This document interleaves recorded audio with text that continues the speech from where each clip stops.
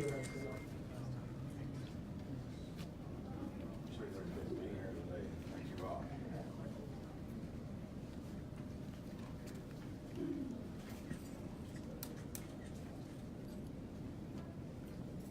Thank you all. In New Mexico, crime is out of control. Tragedy strikes. Families ruined. It's going to stop. DOJ, FBI, state, local law enforcement, prosecutors, we're all going to come together in an interagency task force. 24 hours a day, 365 days a year. Crimes against women are among the worst. So we're going to have an experienced woman lead this task force, Michelle Garcia Holmes. She has years of experience in prosecution and detective work, investigations. She'll be the perfect one to lead this interagency task force. So we're here to announce that today. I've got several speakers here. First, I'm going to invite up Officer Sean Willoughby, the APOA president. Sean, thank you for being here. Appreciate it. Thank you, sir. Michelle, come on up here. My name's Sean Willoughby. I'm the president of the Albuquerque Police Officers Association. I think it's important to understand why the Albuquerque police officers felt it so important to endorse Steve Pearce for this upcoming election. Steve took the time, not once, twice. He spent hours with police officers, taking notes, asking questions. How do we impact crime in our communities? How do we attack it from all sides? How do we get it done? Police officers responded to the genuine, honest conversation that we had with Congressman Pearce, who took the time and the effort to make us feel important, to make our views feel like they mattered. Police officers felt strongly about endorsing Steve Pearce. We felt that this was the individual that was going to help our communities throughout the state control crime, because it's out of control. Too many victims, too many people, we're understaffed. The whole judiciary arm of this state is completely suffering. We all have more cases than we can handle, and it needs to stop. We need to put the brakes on crime. We endorse Steve Pearce because he's going to put the brakes on crime. Thank you, sir. Thank you. Appreciate it. Thank you very much. I appreciate that. If we address crime in the cities, it's equally imperative that we address it in the counties, in the rural areas of New Mexico. Under Sheriff Mike Monk from Cibola County is here. Mike, come on up and if you would, just share a little bit about what you experienced. Thanks. As the Congressman said, and I would like to echo what Sean said as well, is that Congressman Pearce took the time to meet with us. He took the time to meet with 21 of the sheriffs, sit down with us and talk with us, and he took a lot of copious notes during that time. So he showed a lot of interest in what we had to say, which crime is not just predominant in Albuquerque. It is predominant in the outer areas.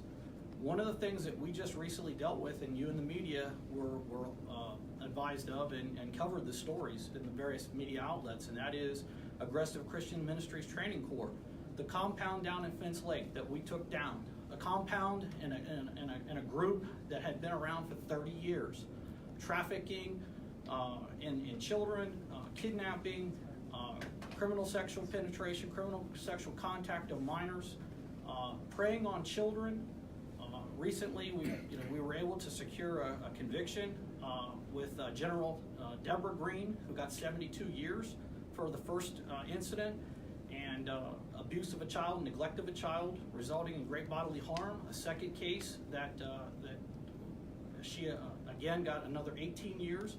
Her husband, James Green, is continuing the criminal process and is awaiting trial at this point, along with several other individuals from the compound that are awaiting trial. But in the rural areas, we have crime every single day. It's not just Albuquerque. It's not just the metro area. And we need leadership at the highest level. We need leadership that comes at the highest level, and Steve Pearce is that leader. Thank you. Thank you. Appreciate that. Thanks. When I hear crimes like this against our children, it makes me furious. we are going to protect the kids of this state. Understand, there will be no middle ground. I don't care if you're a parent who abuses your kid, we're gonna come after you. If you're just someone on the street who finds a kid and abuses them, we're gonna come after you. It's that simple. When I hear these kinds of things, it says we must act and we will act. Now, the governor sets the tone for all agencies, for every single one, but especially they set the tone for law enforcement. Now, you get the pictures here. How can you be hanging out? How can you be cozy with some of the worst criminals in the state? People who fed heroin to so many of our young people. Murders. How can you do this? And go and tell law enforcement officers we're gonna be tough on crime. They'll see right through it. We intend to back up our police 100%.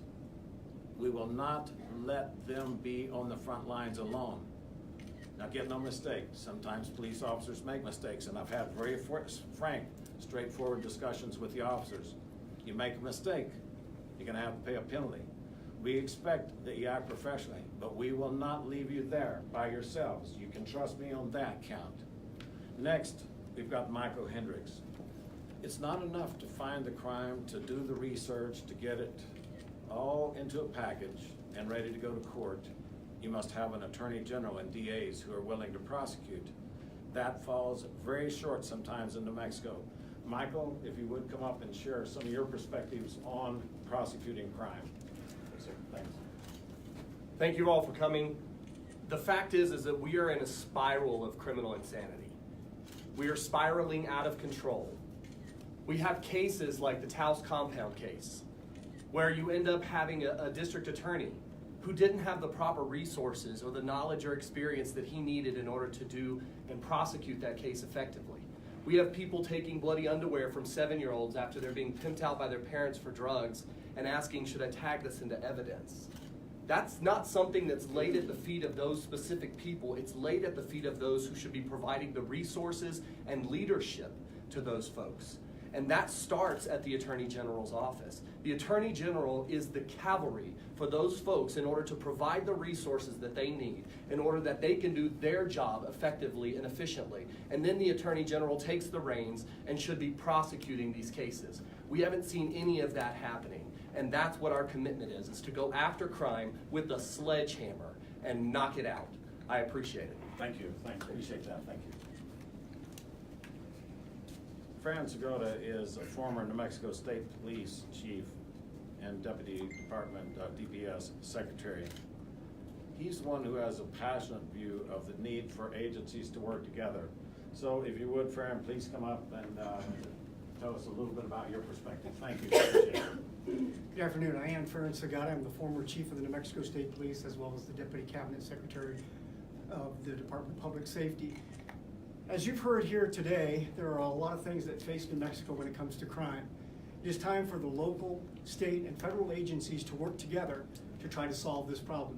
No one agency has enough resources to deal with the problems that we're facing here in New Mexico. And I know that through the commitment that the Congressman has made, there will finally be somebody who will lead that charge for the crimes that are being committed in New Mexico and support all of the law enforcement agencies. And I look forward to being a part of that to help the citizens of New Mexico. Thank you. Appreciate it. Thank you very much. I did not know all of Michelle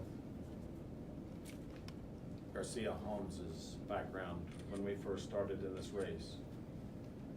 As we have campaigned, I've found that she has 30 years of law enforcement experience. She's been an investigator, criminal cases, high-level criminal cases, a detective. It is this sort of management leadership and this ability to pull groups together that we're looking for, someone to manage this entire task force. So again, with crimes against women being some of the worst, I feel it is absolutely essential that we use a woman to lead in this effort. So Michelle is going to come up. She's going to tell you about her visions and her background and her knowledge. And I think you will agree with me that this is going to be a very powerful combination that we're pulling together here. Michelle, thank you so much. Thank you, Steve.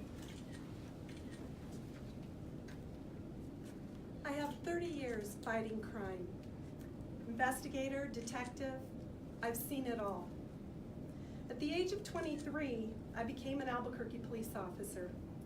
Detectives asked me to work undercover in a high school to go after drug traffickers. Fast forward to today, violent crime, property crime, drug trafficking, they're all still thriving today.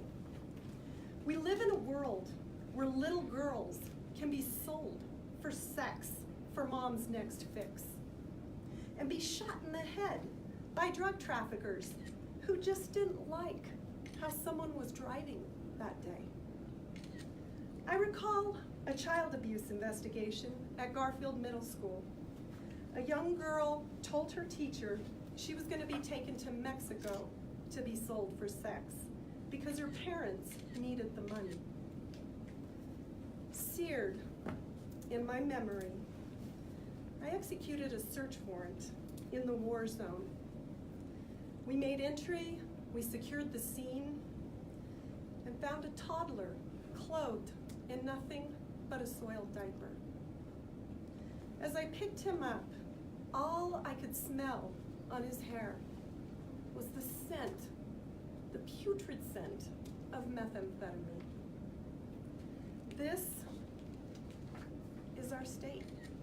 This is our Albuquerque. This is what happens in our city every day. Drug traffickers have established a multi-billion-dollar industry in our New Mexico. Auto theft, our cars are stolen every day to transport drugs, to commit burglaries, to commit violent crimes, robberies. Thousands of stories, it never ends. The lieutenant governor position and its history have never been utilized in such a way. My experiences have prepared me to take the helm. New Mexicans, they want to be safe.